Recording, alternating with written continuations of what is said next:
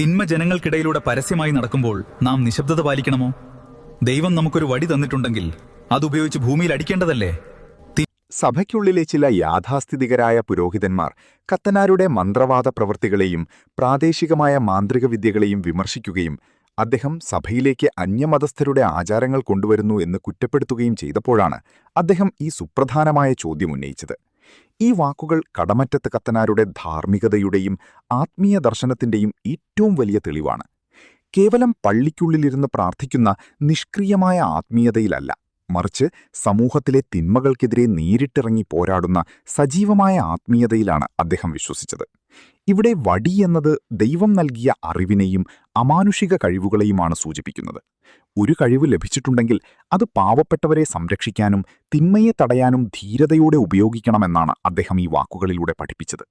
വിശ്വാസമെന്നത് ഭയത്തിൽ നിന്നുള്ള ഒളിച്ചോട്ടമല്ല, മറിച്ച് ഭയത്തെ നേരിടാനുള്ള ആയുധമാണെന്ന് അദ്ദേഹം വിശ്വസിച്ചു. കത്തനാർ ഇന്ന് ജീവിച്ചിരിപ്പുണ്ടായിരുന്നെങ്കിൽ എന്ത് ചെയ്യുമായിരുന്നു? ഈ ചോദ്യം വളരെ പ്രസക്തമാണ്. കത്തനാർ ഇന്ന് ജീവിച്ചിരിപ്പുണ്ടായിരുന്നെങ്കിൽ അദ്ദേഹം തന്റെ മാന്ത്രിക വടി ഉപയോഗിച്ച് കാട്ടിലെ യക്ഷികളെയോ ഭൂതങ്ങളെയോ ആയിരിക്കില്ല നേരിടുക, മറിച്ച് ഇന്നത്തെ സമൂഹത്തെ കാർന്നു തിന്നുന്ന കൂടുതൽ അപകടകാരികളായ തിന്മകൾക്കെതിരെയായിരിക്കും അദ്ദേഹം പൊരുതുക.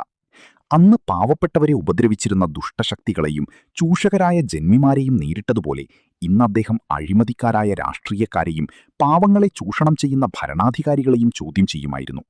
അനീതിക്കും അടിച്ചമർത്തലിനുമെതിരെ ശബ്ദമുയർത്താൻ അദ്ദേഹം തന്റെ സ്വാധീനം ഉപയോഗിക്കുമായിരുന്നു. ഇന്നത്തെ ലോകത്ത് മനുഷ്യരെ വേട്ടയാടുന്ന ബാധകൾ ഏകാന്തത, ഉത്കണ്ഠ, അമിതമായ ഭൗതിക മോഹങ്ങൾ എന്നിവയാണ്.